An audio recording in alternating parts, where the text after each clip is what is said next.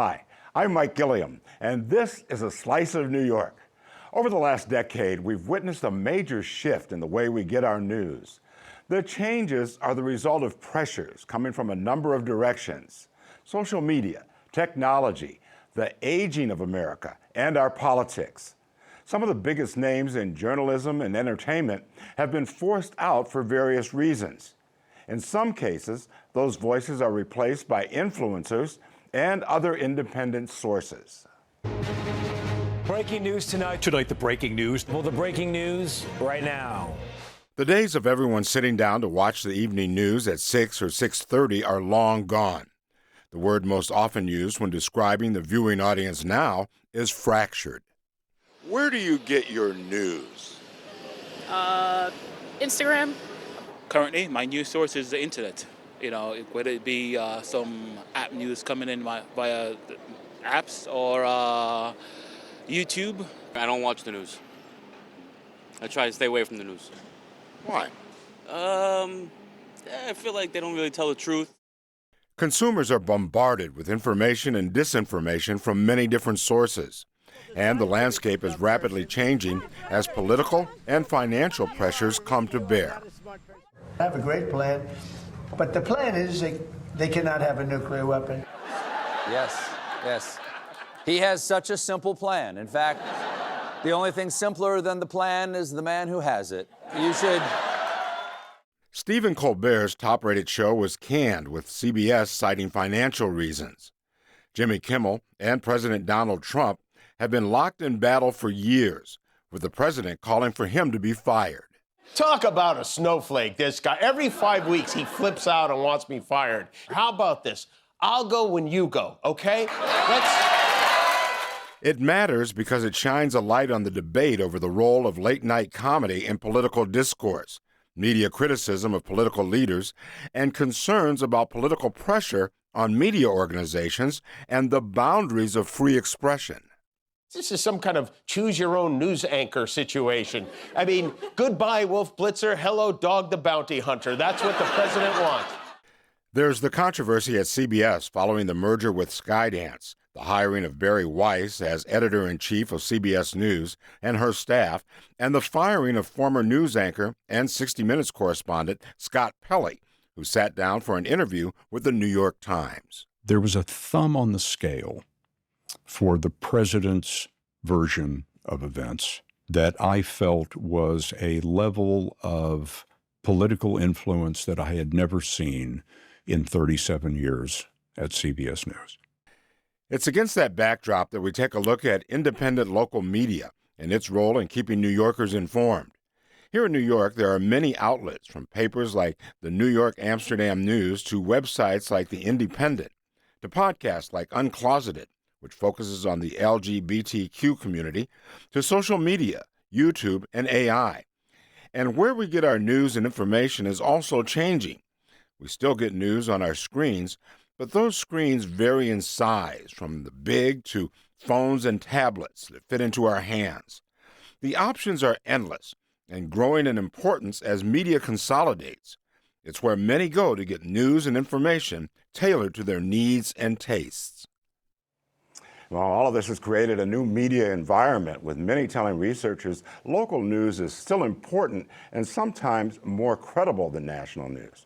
Joining me now to discuss the media landscape and the role of independent media, we have some great guests. Tom Moore is a broadcast journalist with 30 years of experience. He's worked as a reporter, anchor, and producer for Bloomberg Radio and TV, and he's also worked as a writer for CBS News Radio. He's also an associate professor of journalism at York College.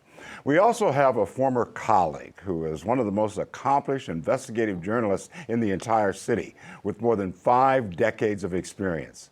Barbara Nevins Taylor has won more than 50 major awards, including 22 Emmys at WCBS, UPN9, My9, and Fox 5. She's part of the CUNY family, teaching journalism at City College. Jere Hester is the director of the Local Accountability Reporting Program and the director of editorial partnerships at the Craig Newmark Graduate School of Journalism at CUNY. Madison Gray is the executive editor of New York Amsterdam News with extensive experience in digital newsrooms. Welcome to all of you. Thomas, let's start with you. In the nearly 5 decades that I've been in the business, I've never seen more negativity thrown towards the media than right now. Are you seeing it that way? I see it, I feel it. One of the things we talked about right before we got together for this conversation is that people are going elsewhere. Obviously, we've heard all kinds of stories about how the web increases the amount of information that's coming at us like a fire hose, but they're going directly to elected officials for their information. They're going right to influencers for their information, and somehow they're bypassing news sources, and that is resulting in some negativity, some neglect, I would say. Why do you think that's happening? I would say it's a number of things. Like I said, the proliferation of information coming at you from the web. Information, though, not news, not ideas that have been carefully honed or narrowed down or researched. That, I think, to give a quick and simple answer, is one of the biggest reasons why. Just sheer volume of information coming at us. Barbara, how do you see it? Well, I think Tom is right. Everybody can be a journalist. We have citizen journalists. We have influencers. We have a woman called Laura Loomer who's close to President Trump, and she's busy researching and finding out facts that may or may not be true. So people believe that journalism as we have practiced it, you and I, and Jere and Tom and Madison, now at the Amsterdam News, with a whole team of people believe, well, if I can do it myself, what do I need them for? Mm-hmm. In point of fact, what we do is we really gather truthful information.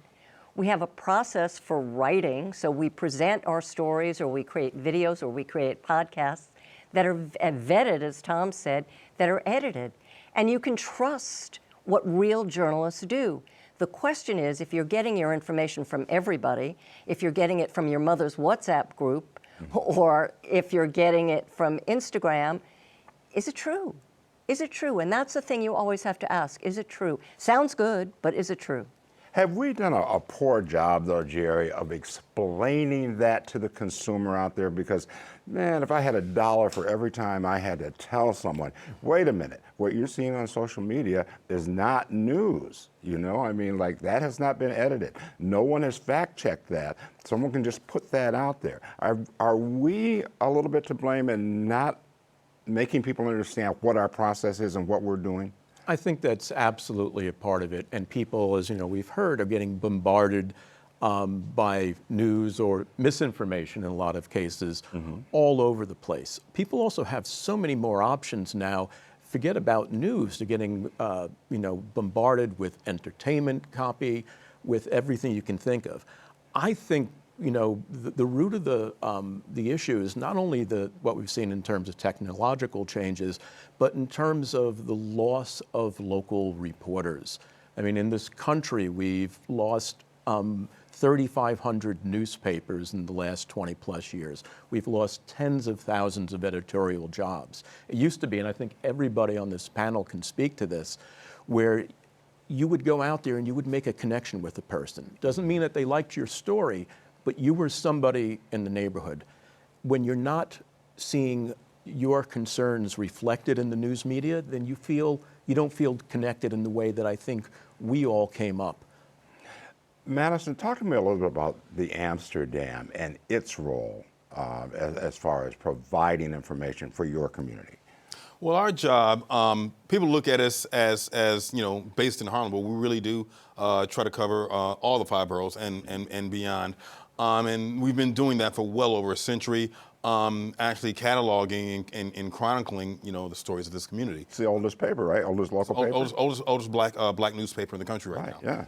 Yeah. And so, we've told the story of New York, of Black New York in particular, for that time. So it's about making people have that connection to their communities, being able to tell their stories as they see it, and make them feel it, make them sort of, I guess, have sort of a connection with the stories. Now, we're in a new world, right? We're in a digital world.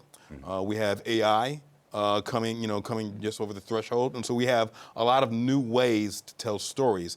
And the truth is, to everybody's point here, there's a lot of access to a lot of information, and people get confused. So our job as journalists is to make sure that we sell them what's correct, fact-check news, edited news, well-written news, so they can disseminate what's good stuff, what they can actually use, as opposed to things that are just being thrown at them that might not be accurate, or that might be misinformation. Mm-hmm. Barbara, you're an investigator. This current environment where people are kind of down on the media and some of the stories that we tell, has that affected you? Has it had a chilling effect on people who are doing the investigations, who are getting out there and digging? Yes. So I no longer work on TV. I am the journalism program director at the City College of New York, but I have a website, my own, called consumermojo.com. I cannot report the way I had in the past because I just don't have the backup. I don't have the legal backup to do the kind of work I can do. I can do, but I cannot do it. My students report for our journalism publication called Harlem View. I am very careful about what we publish and about what they write because we do not have the legal backup for a litigious population. Anybody can sue you. Anybody can go after you. They're not looking at the value of your work. They're not looking at what it means for the contribution to society. They're not looking at any of the traditional things. If they don't like it, okay, they'll go after you. And part of it is the political climate. Part of it is the political climate that emanates from Washington, where it's okay to bash the media journalists. I mean, I don't consider myself media. I'm a reporter. Right. I'm a journalism program director. I'm the founder of a website. I help students learn to become good journalists. So I don't consider myself media in that way. And so when somebody targets the media, are you talking about me? Are you talking about honest reporting? What is it that they're targeting? Madison, has that had a chilling effect in your newsroom? Well, you know what, media, newspapers, TV stations, radio, we've always been targets. Right. People have always, criticized us, and I've always been a fan of absorbing the criticisms. We should be able, to take that, because when people are criticizing us, that means we're having an impact. There's an effect. Criticism is different than litigation. Criticism is good. You get feedback. People see themselves in your publication, especially the Amsterdam News. I mean, people value that. But if they criticize it, why did you endorse that candidate? Why did you do that? That's cool. That's a good thing. If they sue you, it's for no reason. That's a different story. You want to avoid litigation. Yeah, exactly. That's for sure. But even that's the risk. People may sue you and not even have a case, but they'll do it just to get their names out. They'll do it just to make a name for themselves. So in this field, the truth of the matter is, there's a lot of risk in litigation, in reputation, economically. So we find ourselves in spaces where, we are walking that gangplank, hoping that it doesn't get pulled out from under us. And let's add to that safety, with reporters getting doxxed, with threats of reporters, on reporters, where anybody can go on social media at any time and just instantly react and really stir up feelings about people who are doing their jobs as journalists. It's another that's always kind of existed, but it's really come to another level now. And we're seeing it from above, from the White House. Well, it's personal. People are targeting people personally. I mean, it's the individual who says, I don't like that story, I don't like the political slant of that story, or you're not treating this political official correctly, doesn't target necessarily the publication, but will target you, Jere, Hester. And that's personal. That's personal. It's the same thing for judges. Think about the horrible things that have happened to this country's judges. Oh yeah, but the alternative is what? Not doing this job. Right. So either we take the risk, or leave a country without its engine of democracy, which is media. People don't see it that way, though. They don't understand that for some reason. Tom, where do you see this going over the next few years? I have one example. When I was looking around to try to figure out what's going on, recent examples of the importance of local media, smaller, independent journalistic organizations. And one article talked about the server farms, the AI factories that crank out all of the information that comes right back when you do an AI ChatGPT request or whatever you're using AI for, image generation. And because of a lack of local news organizations, local reporters, those routine things like going to a utility, a meeting of the local utility board, or to see what the city council is doing about the water regulation, those meetings aren't being covered as much. So when it comes to the question of what do I see coming, maybe something terrible like these massive, server farms. What's the correct term for the AI supplying facilities? These drain so much electricity, so much water that you need people like local journalists keeping an eye on those things. And I think that might show people how important it is to have somebody going to those routine meetings. And the article I found said that the local government enters into non-disclosure agreements between the local government and the AI company. So that's even harder for somebody who's on a beat to handle, to go through that. I'll sound an optimistic note here. There's a group called the Independent Nonprofit News Association, started about 15 years ago with 24 members. There's over 500 now. Now, has that replaced the 3,500 newspapers that have gone? No, but they're starting to fill news deserts, and they're doing stories exactly like the one that Tom just showcased. Yeah, I want to jump on the bandwagon of optimism here because I am optimistic about journalism. I am optimistic about the future of journalism because there are so many new ways to get truthful, factually reported stories out there, whether it's in print, whether it's digital, whether it's audio, whether it's video. There are so many venues.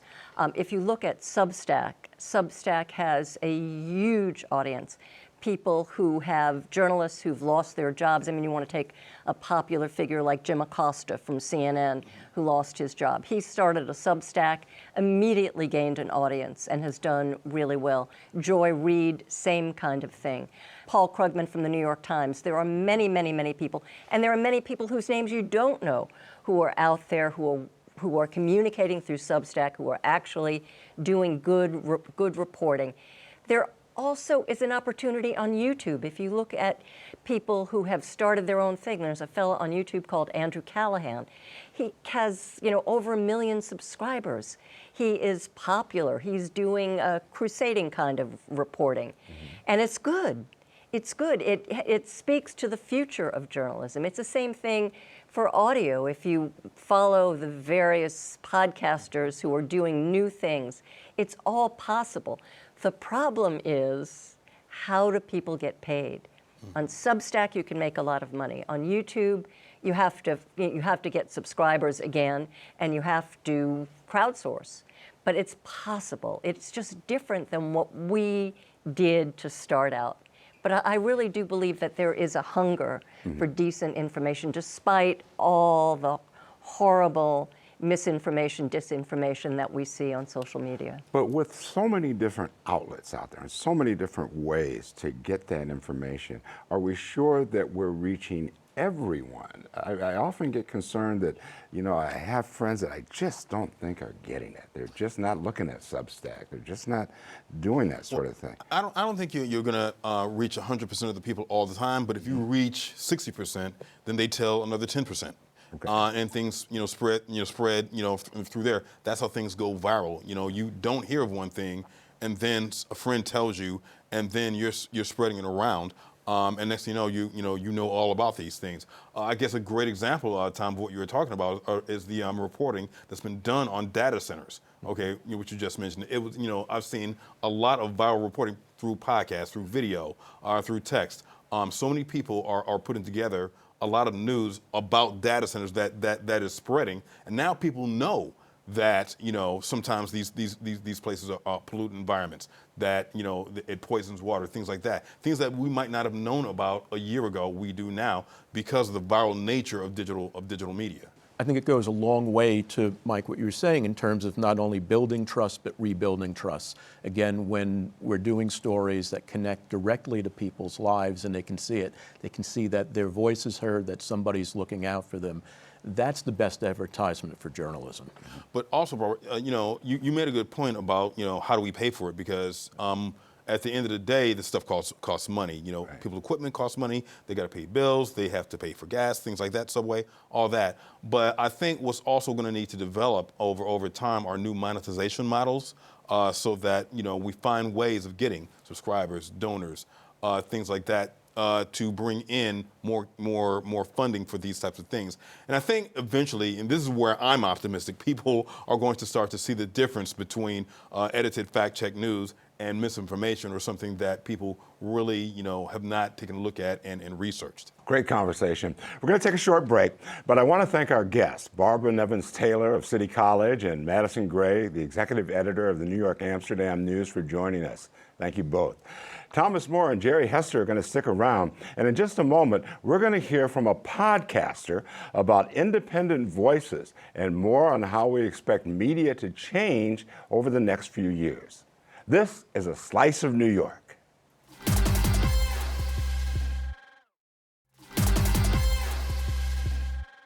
Over the years, the media landscape has certainly changed, and this is one reason: the cell phone. We no longer wait for the newspaper to be delivered to our front porch. Now the latest information and news is available 24/7 on our computers or in the palm of our hands. And it's not just newscasts. There's social media, AI, YouTube. There are blogs, podcasts, and independent websites. There's never been more content available. Joining us for a deep dive into all of it, we have Spencer MacNaughton, founder and editor-in-chief of Uncloseted Media, a nonprofit news publication focused on investigative LGBTQ journalism. Thomas and Jere are still with us. Spencer, tell us about Uncloseted. Yeah, thank you for having me. Uncloseted Media was something I came up with after over a decade in the mainstream media. So I worked at 60 Minutes and the Wall Street Journal, and I had covered a lot of hate. I embedded with the Ku Klux Klan, the Michigan Militia, the Boogaloo Boys, and I had witnessed so much far-right extremism and realized that anti-LGBTQ ecosystems weren't covered with the depth and rigor that was warranted, and that mainstream media wasn't doing that justice, but the queer media also wasn't doing that. And the reason for that is because they're for profit.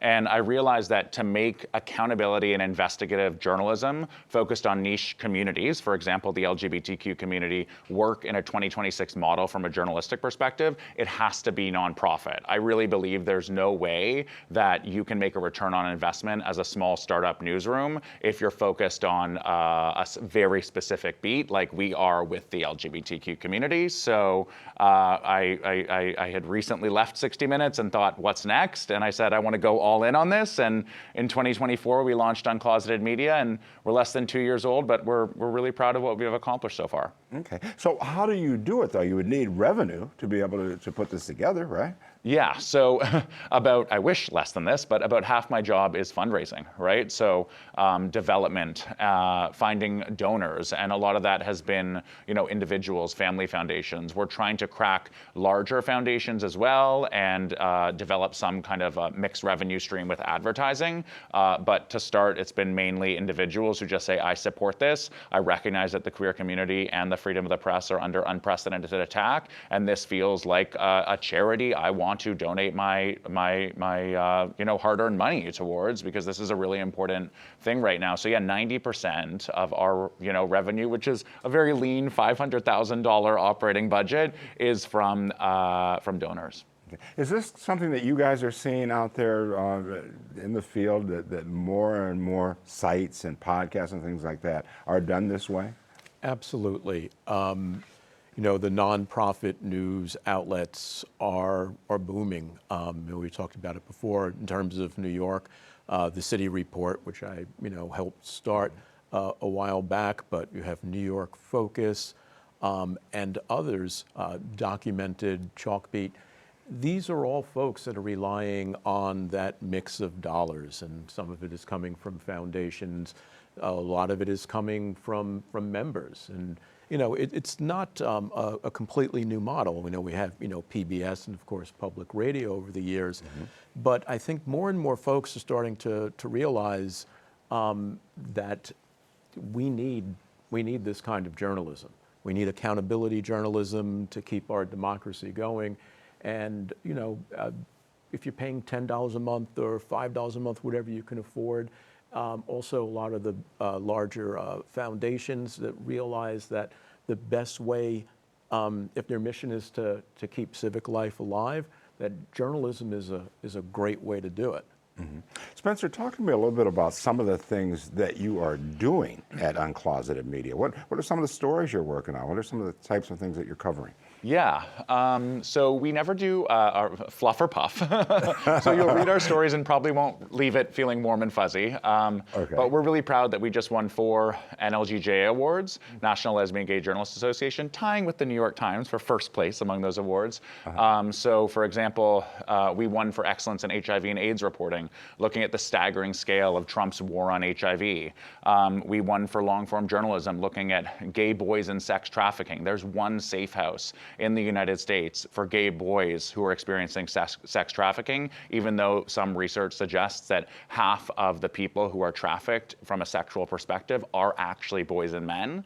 And really anything that helps investigate America's anti-LGBTQ ecosystem. So following the money, the power, and the people trying to roll our rights back in real time and give the reader more context to that. I think what we try and do is peel the onion back to show viewers what's being missed in the mainstream media a lot of the time. Okay, and how well has it been received? It's been received really well.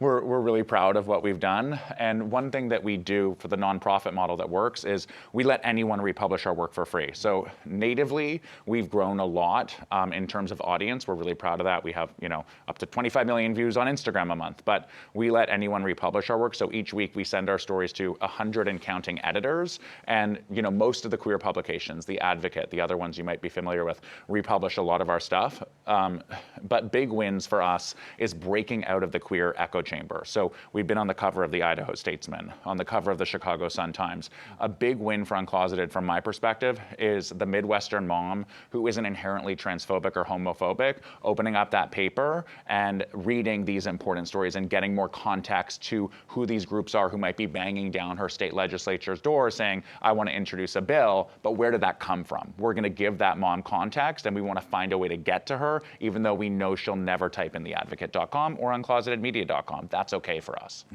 I'm almost out of time. What I want you to do is tell me what we can look for next through Uncloseted. Ooh, okay, well, we have a few good investigations coming out. One I'm really excited for, I won't say the name of it, but we've identified a massive conversion therapy organization in the United States that's still operating. But what we found out is that they're domiciled in Canada. And unlike in the United States, it's completely illegal to practice conversion therapy in Canada, even if you're a religious practitioner, which this person is. So we're really hoping we can put pressure on the Canadian government to take away that practitioner's license, who is practicing not only in the United States and Canada, but also going and spreading his message in Africa, South America, and globally. Okay, Uncloseted. We'll look for it for sure. That's going to have to be the last word. I want to thank all of our guests, including Thomas Moore and Jere Hester, and Uncloseted's Spencer MacNaughton for coming on and helping with our discussion. And thank you for joining us. I'm Mike Gilliam. We'll see you next time on A Slice of New York.